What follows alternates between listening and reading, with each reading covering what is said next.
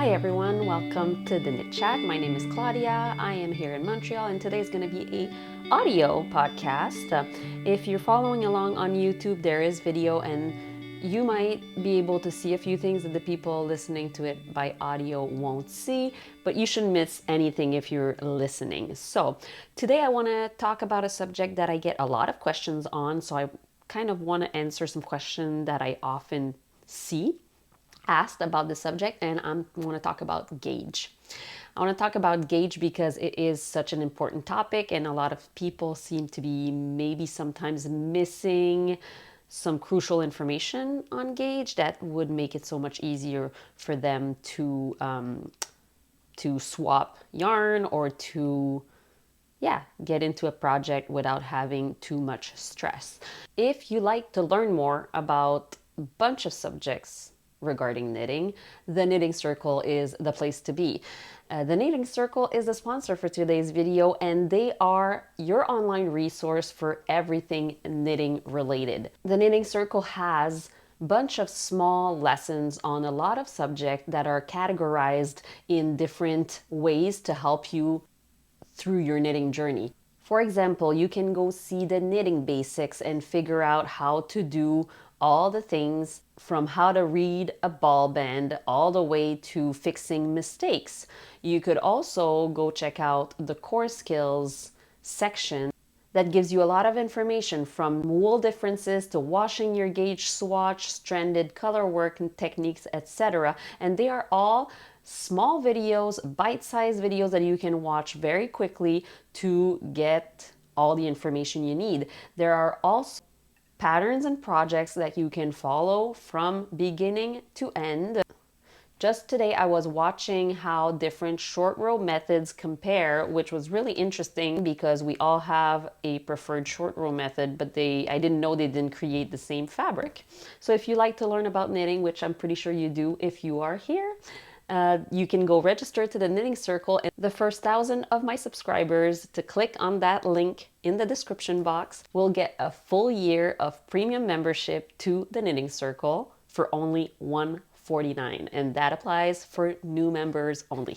Thanks to the Knitting Circle for sponsoring this video. So the first thing about gauge itself is the number of stitches and rows you get in a certain measurement. So usually designers will give you a gauge on 10 centimeters or 4 inches high and wide, and you're gonna have to count your stitches in that 4 inches or 10 centimeters both ways to know if you are meeting gauge. What can be confusing is that gauge is also something that is written on yarn's ball band. So when you pick up a yarn, oftentimes it will tell you the weight of the yarn. So if it's a worsted weight, fingering weight, or weight category 1, 2, 3, 4, 5, depending on what company you're picking up.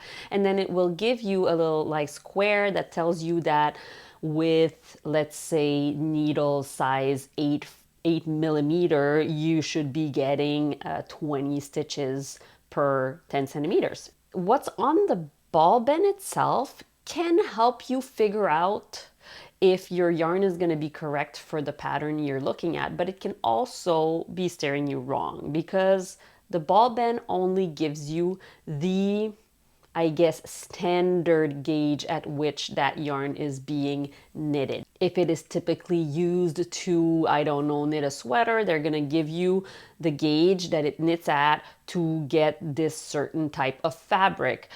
But what if you want a drapier fabric for a shawl, or if you want a more structured fabric for socks, can you still use that yarn? Yes, potentially, but you won't meet that gauge on the ball band. So the ball band really for me doesn't tell me much, except if it tells me the category, it is a good indication that I'm in the right category for what I want to make. But I don't necessarily use the ball band information as gospel that this yarn needs to be knitted at that gauge. Oftentimes, also the gauge that I see listed on ball bands of commercial yarns is quite stiff. I feel like it's a dense fabric. It's a small stitches for the size of the yarn. Maybe I'm wrong, maybe I just haven't seen the right ones, but oftentimes I feel like that's the case, and I like the fabric at a looser gauge than what's being said on the ball band. somehow. But that's personal preference. Again, personal preference does play a role in gauge, meaning you get to decide at which gauge you prefer the yarns that you want to use. That being said, yes, yarns have multiple gauges, and the more your yarn is fluffy, has a lot of air in it, what we call a woolen spun if you're using wool, the more forgiving it's going to be with gauge, meaning that wools that have a lot of air in it, that is very springy, will contract and expand a lot more, so they can be knitted at different gauges a lot more without it feeling too stiff or too loose. I do have a visual example here, but for the people that are not watching it or just listening to it, I used a yarn that is a woolen spun yarn that is 80% polypé and 20% polyamide nylon. I probably didn't say that right, whatever. But it is a very woolen spun yarn that is very fluffy, lightly spun. And I made a swatch with the same number of stitches with a size 2.75 millimeter. So that's a US 2. And I also made the same number of stitches, same yarn, same swatch, but with size 4.5 millimeter, which is a US 7 yarn. And both of those fabrics are lovely. The one with the bigger needles creates a very drapey fabric that I could see myself wearing for a sweater. I actually did knit a sweater with that yarn.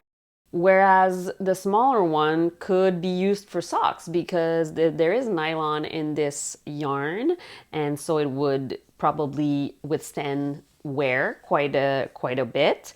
And at that tight gauge, it is still it's not completely stiff, so it still works at all of these gauges. It is listed as a sport weight yarn on Ravelry. It's called Urso Petite Polaire.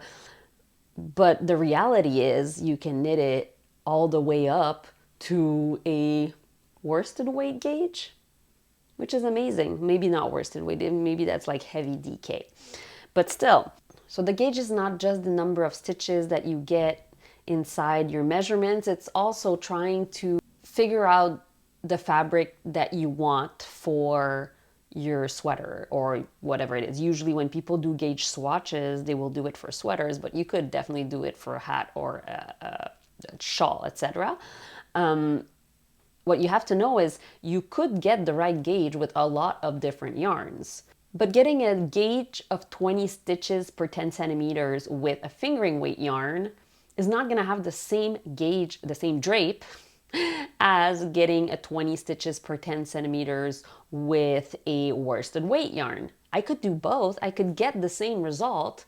It's not going to give me the same fabric. And that's where it's really important to understand why meeting gauge is not the only important thing.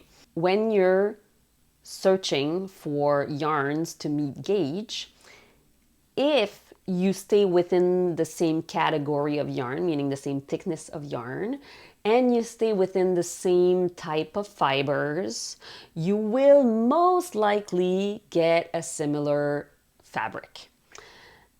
That's the easiest way to maintain what the designer wanted for a sweater while substituting yarn. Some people ask, can I change the yarn weight?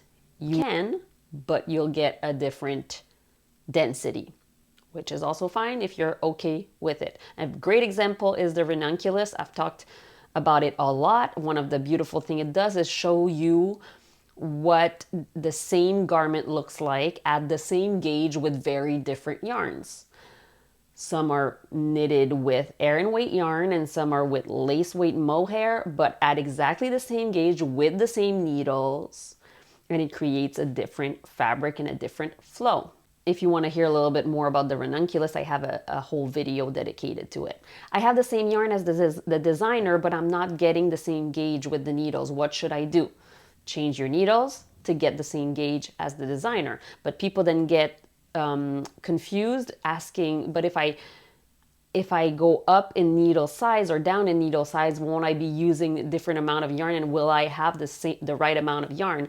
No, because what you're trying to achieve is the same gauge as the designer. If you have the same gauge as the designer with the same yarn, you're going to use the same amount, whether you use bigger needles or smaller needles, because you're creating the same fabric. Also, sometimes people will say, I got gauge using size, I don't know what, but I don't like the density of the fabric, it's too see-through or whatever, so I think it's wrong for this garment. If you're using the same yarn and you're getting the same gauge, then you're getting the same fabric. If you don't like the fabric that it creates, it's okay. It's your personal choice, but the pattern designer add that gauge with that yarn. That was their intent for their sweater. So if you want to knit something at a different gauge, you can absolutely do it. It's fine, but it's going to require some math. And a lot of people don't like math. And that's why they buy patterns that are already made, because they don't want to do the math. So first of all, you're going to have to figure out how many stitches you need in your bust area to accommodate the different gauge that you're getting. And then you're going to have to find the size that give you approximately that amount of stitches across the bust to knit that size. But then again, you have to make sure that your gauge is not so drastically different that the row gauge is affected that much. Because if you're trying to make a color work yoke, for example, the yoke has a certain depth. And if you're, let's say, trying to knit a worsted weight sweater at a fingering weight gauge, you might have a problem, because even if you knit a much bigger size to accommodate for the circumference, the chart is still only a certain length. And your chart might be a lot shorter, which then is going to create very tight-fitting underarms. All those things come with experience, obviously, and try it. And also, if you're able to map it out in your head, to like count the number of rows in the yoke and do your X, this times this divided by that. If you can figure out your yoke depth by calculating from your swatch, your stitch gauge, etc., etc. But then again, you're becoming a designer, which, if you want to be, it's great. I personally prefer finding garments that have a similar gauge to what I get. So oftentimes, obviously, if I swatch with something at the gauge recommended by a pattern that I want to make, and I figure it doesn't work, it's really not the right yarn for that pattern at that gauge, then I'll just find another pattern that I like at that gauge. And if I really want to make that pattern, then I'll get other yarn to make that pattern. Another thing that people get confused a lot about for gauge is how to size up or down their needle, meaning if you get too many stitches per 10 centimeters, too many stitches means that your stitches are too small, which means that you're going to have to use bigger needle. Does it make sense? So if you have a bigger amount of stitches, your stitches are actually smaller. So you need bigger needles to get the right gauge. And if you have too few stitches in your 10 centimeters, it means that your stitches are too big. And so you need smaller needle to get the right gauge. Another thing about yarn substitution that I want to make sure to touch on is that yarns don't all weigh the same per yard or meter. So when you're trying to substitute a yarn and you want to know how much to buy, you'll have to go with the meterage or the yardage and not the weight if you're going to change the yarn you're using. Meaning one yarn could be 400 meters per 100 gram, and then another of the same category of yarn, so fingering for fingering, let's say, could have 100 grams have, I don't know, 450 meters, and that's a difference of 50 meters, and it makes a difference when you're buying. So what I try to do and is always to look at the meterage or yardage the designer suggested and go for that when I'm substituting the yarn. Obviously, if you're not meeting gauge and you're still trying to knit the size that you think you would be if you were meeting gauge, then you might need more or less yarn. Meaning that if, let's say, I'm trying to knit the 34-inch bust sweater, but my gauge is actually looser, then I'm gonna get a bigger sweater by knitting at my gauge the 34-inch bust, and so I will need more yarn than what the pattern recommends. I hope that's clear and not confusing. So I did a lot of like random little questions here and there. Oh yeah, another one that I really want to talk about. How do I know what gauge is the yarn that I'm knitting if I combine two yarns together? It's really a matter of swatching. You're gonna have to swatch to know what your yarn combined together, your two yarns combined together give you as a result, because some blog posts or websites will tell you that a fingering plus a fingering equals a DK. But a lot of time, to me, a fingering plus a fingering equals a worsted yarn. Why? Because yes, I could knit it at a DK weight gauge, but to me that creates a very stiff, tight fabric. I much prefer it at a worsted weight gauge. But then again, not all fingering weight yarns are the same size. So when I combine them, they will not make the same yarn. So swatching is super important.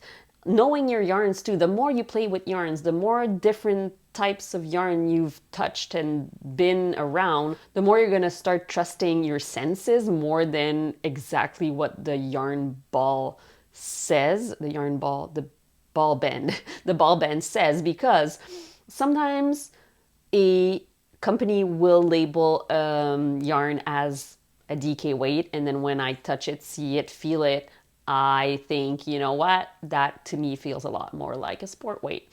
And I will swatch it on needles that might be a little bit smaller if I want to create something with it that doesn't have a precise gauge, just because of experience and having touched and seen a lot of yarns. Yes, there are standards, but there's no gauge police, there's no yarn, there's no one place where all the yarn go to be categorized. So it's really up to the supplier or the mill, the dyers, everybody that makes the yarn to label it as they wish.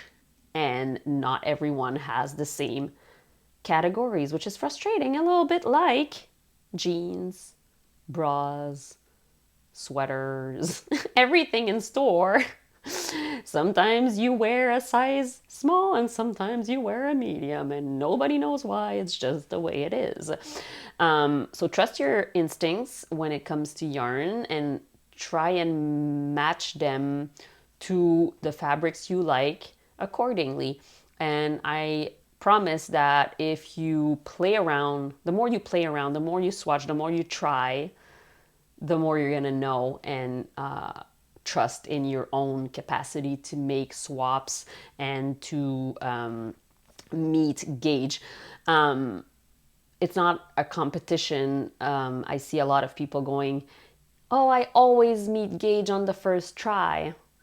But to me, gauge swatching is not only to meet gauge, it's to also feel my fabric, know if I like the color, know if I like the fabric it creates, know if I have to do anything different with that yarn to make it feel the way I want it to feel. And so when I measure my gauge swatch once it's washed and dry, obviously if I meet gauge, I'm happy. It means that it works. But if I meet gauge and I don't like the fabric, then I'll have to swatch again for a different gauge or with a different yarn.